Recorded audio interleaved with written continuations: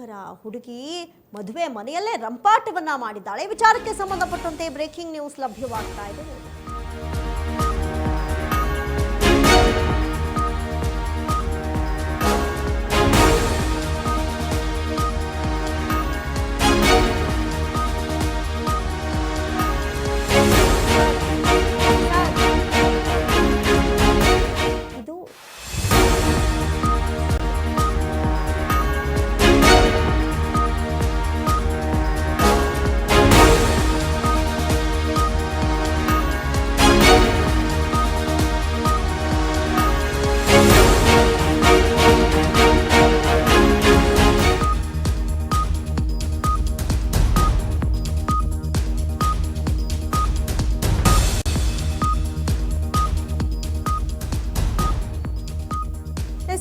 Lover ಕೈ ಕೊಟ್ಟಿದ್ದಾರೆ. ಯುವತಿ ಅತಿಯಾದ ರಂಪಾಟ ಮಾಡಿಬಿಟ್ಟಿದ್ದಾಳೆ. ಬೇಕೇ ಬೇಕು, ಅವನೇ ಬೇಕು ಅಂತ ಯುವತಿ ರಂಪಾಟ ಮಾಡಿದ್ದಾಳೆ.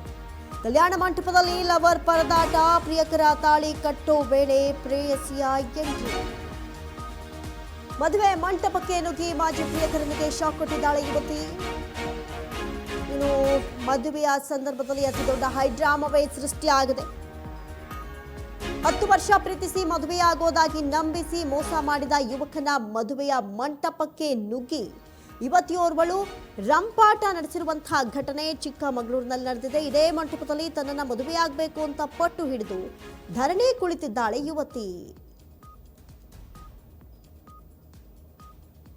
ತನ್ನ ಮೇಲೆ ಹಲ್ಲೆ ನಡೆದಿದೆ ಅಂತ ಯುವತಿ ಆರೋಪಿಸಿದ್ದಾಳೆ. ಜೊತೆಗೆ ಲವರ್ಗೆ ಕೈಕೊಟ್ಟು ಬೇರೆ ಯುವತಿ ಜೊತೆಗೆ ಯುವಕ ಮದುವೆಯಾದಂತಹ ಹಿನ್ನೆಲೆ ಮೋಸ ಹೋದಂತ ಯುವತಿ ಮದುವೆ ಮಂಟಪದಲ್ಲಿ ರಂಪಾಟ ನಡೆಸಿರುವಂತಹ ಘಟನೆ ಇದು ನಡೆದಿರೋದು ಚಿಕ್ಕಮಗಳೂರಿನ ದೊಡ್ಡೇಗೌಡ ಕಲ್ಯಾಣ ಮಂಟಪದಲ್ಲಿ.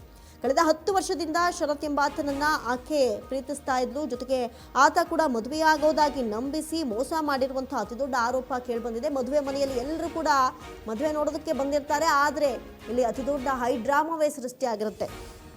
ಯಾರೇ ಪ್ರೀತಿಸ್ಲಿ ಅಥವಾ ಯಾರೇ ಮದುವೆ ಅಂತಕ್ಕೆ ಹೋಗಿರ್ಲಿ, ಒಂದು ಕ್ಲಿಯರೆನ್ಸ್ ಆದರೂ ಇರಬೇಕಿತ್ತು. ಆತ ಆಕೆಗೆ ಏನನ್ನ ಭರವಸೆ ಕೊಟ್ಟಿದ್ನೋ, ಆಕೆ ಆತನನ್ನ ಹೇಗೆ ನಂಬ್ಕೊಂಡು ಬಂದಿದ್ನೋ ಅವೆಲ್ಲವೂ ಕೂಡ ಇಲ್ಲಿ ಹುಸಿ ಆಗಿರೋದನ್ನ ನಾವು ಕಾಣಿಸ್ತಾ ಇದ್ದೀವಿ. ನೋಡಿ, ಮದುವೆ ಮನೆಯಲ್ಲಿ ಪ್ರಿಯತಮೆಯ ರಂಪಾಟ. ಚಿಕ್ಕಮಗಳೂರಿನ ಮಂಟಪದಲ್ಲಿ ಯುವತಿಯ ಗೋಳಾಟ. ನೋಡಿ, ಇಂಥ ಹಲವಾರು ಪ್ರಕರಣಗಳನ್ನ ನಾವು ನೋಡ್ತಾ ಇರ್ತೀವಿ. ಇದೀಗ ಮತ್ತದೇ ಪ್ರಕರಣ. ಹಾಸನ ಮೂಲದ ಯುವತಿ ರಂಪಾಟ ಮಾಡಿರುವಂಥದ್ದು. ಪ್ರೀತಿಸಿ ನಂಬಿಸಿ ಮೋಸ ಮಾಡಿದ್ದಾಗಿ ಇದೀಗ ಇವತ್ತು ಮದುವೆ ಆಗೋದಕ್ಕೆ ಹೊರಟಿದ್ನಲ್ಲ ಹುಡುಗ ಶರತ್, ಆತನ ಮದುವೆ ಮಂಟಪದಲ್ಲೇ ಗಲಾಟೆ ನಡೆದಿರುವಂಥದ್ದು. ಶರತ್ ವಿರುದ್ಧ ಅಶ್ವಿನಿ ದೂರು ದಾಖಲಿಸಿದ್ದಾರೆ. ನನ್ನ ಮದುವೆ ಆಗುವಂತ ಪಟ್ಟು ಹಿಡಿದು ಕುಳಿತಿದ್ದಾಳೆ ಪ್ರೇಯಸಿ ಅದೇ ಮಂಟಪದಲ್ಲಿ. ಇಲ್ಲೇ ವಿಷ ಕುಡಿದು ಸಾಯ್ತೀನಿ ಒಂದು ವೇಳೆ ಮದುವೆ ಆಗಲಿಲ್ಲ ಅಂದ್ರೆ.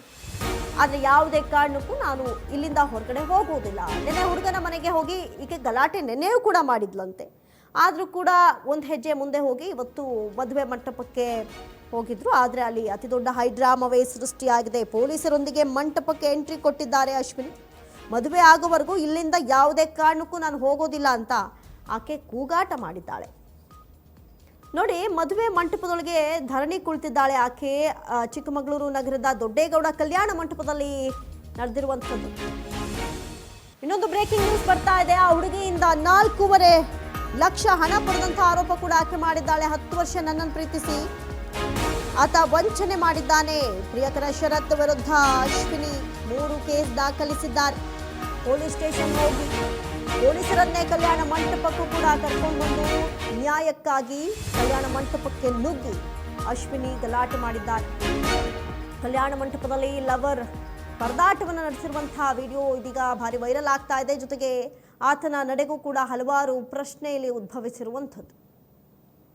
ಇನ್ನು 10 ವರ್ಷ ಪ್ರೀತಿಸಿ ಮದುವೆ ಆಗೋದಾಗಿ ನಂಬಿಸಿ ಈತ ಅತಿದೊಡ್ಡ ಮೋಸ ಮಾಡಿದ್ದಾನೆ ಅಂತ ಅಶ್ವಿನಿ ಆರೋಪಿಸಿದ್ದಾರೆ. ಹಾಗಾದ್ರೆ ಏನ್ ಮಾತಾಡಿದ್ದಾರೆ ಅಶ್ವಿನಿ ನೋಡೋಣ.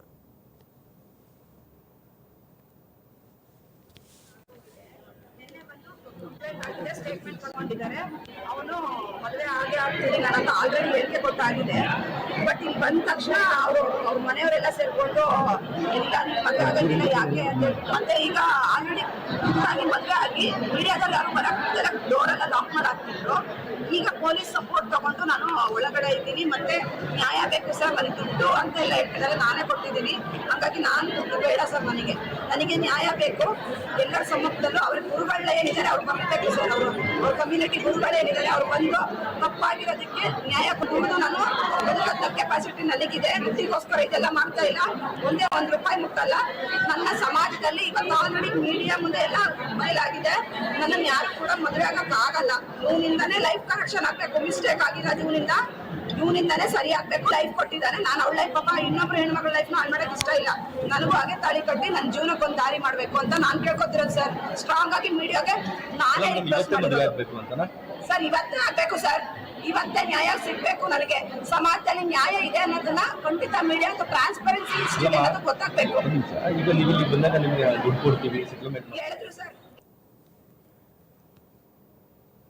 ಎಸಿನು ಕೈಕೊಟ್ಟ ಲವರ್ ಯುವತಿಯ ರಂಪಾಟ ಅತಿ ದೊಡ್ಡ ಹೈಡ್ರಾಮವೇ ಸೃಷ್ಟಿ ಆಗ್ಬಿಟ್ಟಿದೆ ಮದುವೆ ಮಂಟಪದಲ್ಲಿ. ವಿಚಾರಕ್ಕೆ ಸಂಬಂಧಪಟ್ಟಂತೆ ಹೆಚ್ಚಿನ ಡೀಟೇಲ್ಸ್ ಅನ್ನ ಕೊಡ್ತಾ ಹೋಗ್ತಾರೆ ದೂರವಾಣಿ ಸಂಪರ್ಕದಲ್ಲಿ ಪ್ರತಿನಿಧಿ ನಿಸರ್ಗ.